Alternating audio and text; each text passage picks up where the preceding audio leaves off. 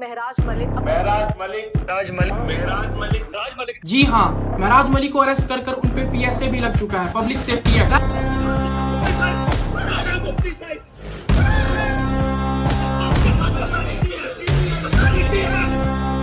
शुरू तब हुआ जब महराज मलिक ने एक्यूज किया कि डीसी डोडा आवाम की आवाज को दबाते हैं। तो अरे डीसी डोडा हरविंदर सिंह तो सिंह है?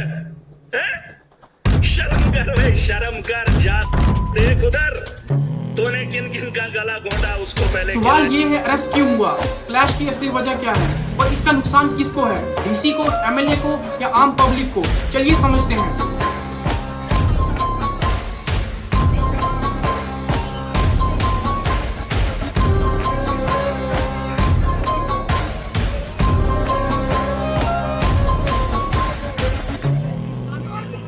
देश में महंगाई के खिलाफ कोई ना बोले, उसका ये जो थ्रेट था।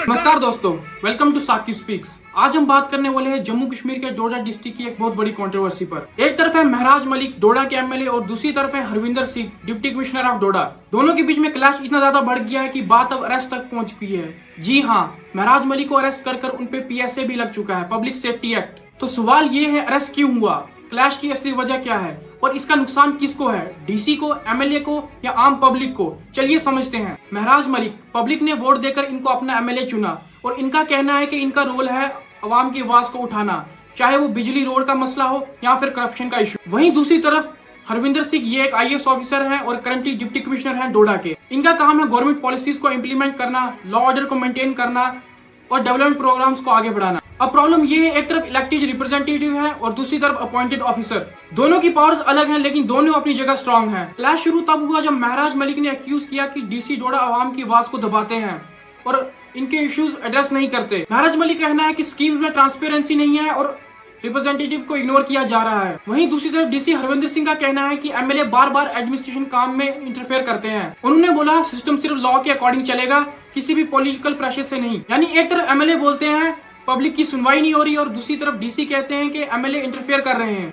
ये कंट्रोवर्सी उस वक्त बड़ी होगी जब महराज मलिक को अरेस्ट करके उन पर पीएसए यानी पब्लिक सेफ्टी एक्ट लगाया गया। पीएसए एक ऐसा लॉ है जिसमें किसी भी इंसान को बिना किसी ट्रायल के एक लंबे पीरियड के लिए जेल में रखा जा सकता है अगर उसके एक्शन को लॉ एंड ऑर्डर के लिए थ्रेट माना जाए। अथॉरिटीज का कहना है महराज मलिक के एक्शन से पब्लिक पीस डिस्टर्ब हो रहा था। महराज मलिक के सपोर्टर्स इस अरेस्ट को पॉलिटिकल वेंडेट बताते हैं। उनका कहना है कि उनकी आवाज दबाने के लिए पीएसए लगाया गया। वहीं एडमिनिस्ट्रेशन का कहना है ये स्टेप लॉ एंड ऑर्डर को मेंटेन करने के लिए जरूरी था। अरेस्ट के बाद कंट्रोवर्सी और ज्यादा गर्म हो गई और पब्लिक का मिक्स्ड रिएक्शन देखने को मिला। डोडा की पब्लिक अब कंफ्यूजन में है। एक तरफ वो अपने इलेक्टेड एमएलए के अरेस्ट को गलत मान रही है, उनको लगता है आवाज उठाना कोई क्राइम नहीं है। दूसरी तरफ कुछ लोग कहते हैं अगर एमएलए लॉ ब्रेक करे तो एक्शन लेना जरूरी है। जो भी हो, असली प्रॉब्लम ये है कि पब्लिक के इशू डिले हो गए, डेवलपमेंट प्रोजेक्ट स्लो हो गए, गवर्नमेंट स्कीम्स रुक गई और पब्लिक के बेसिक मसले, रोड, पानी, बिजली सब पेंडिंग रह गए। ये क्लैश सिर्फ एक एमएलए और डीसी का नहीं है, ये एक बड़े इशू को दिखाता है, पॉलिटिशियन एंड ब्यूरोक्रेट्स के बीच में कोऑर्डिनेशन की कमी। ऐसे क्लैशेस इंडिया के अलग अलग हिस्सों में होते रहते हैं, लेकिन जब बात अरेस्ट और पीएसए तक पहुंच जाए तो मैटर सीरियस बन जाता है। सिस्टम तभी सही काम करेगा जब दोनों ईगो साइड में रखकर कॉपरेट करें। सो दोस्तों, महराज मलिक वर्सेस हरविंदर सिंह का क्लैश एक लेसन है। गवर्नेंस तभी चलती है जब इलेक्टेड लीडर्स एंड ऑफिसर साथ मिलकर काम करें। एमएलए के पास पब्लिक की आवाज है और डीसी के पास सिस्टम चलाने की पावर।